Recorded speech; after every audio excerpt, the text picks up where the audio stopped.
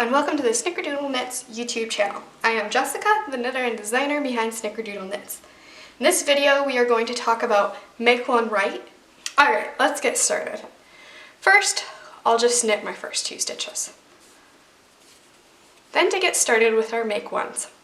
So all of the make ones use this bar that is located between the 2 stitches that you are working. For this reason, a make one cannot happen on either end of the work. It must happen between 2 stitches. So you see that? There's a bar right here between our stitches. So for a make one, we take that bar, we wrap it around the needle from front to back so that the cross is in the front and there's more of a gap in the back. Then take your right hand needle, insert it from the bottom into that stitch, just as if you were to knit it. Wrap your yarn around like a knit and slide that stitch off. So there we have created a make one right stitch using the bar between our 2 stitches.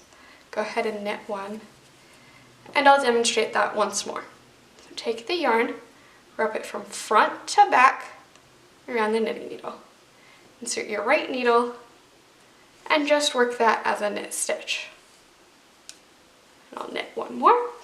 Now back to a make one right. We wrap that from front to back and knit that stitch. I'll knit one more.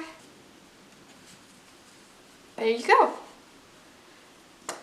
That is the make one right. If you have any questions, go ahead and go back and replay this at a slower speed. Leave a comment down below. If you like this tutorial, go ahead and give it a thumbs up. Subscribe to our YouTube channel. Hit the notification bell if you'd like notifications when we upload new knitting tutorials. And I hope to see you very soon. Happy knitting!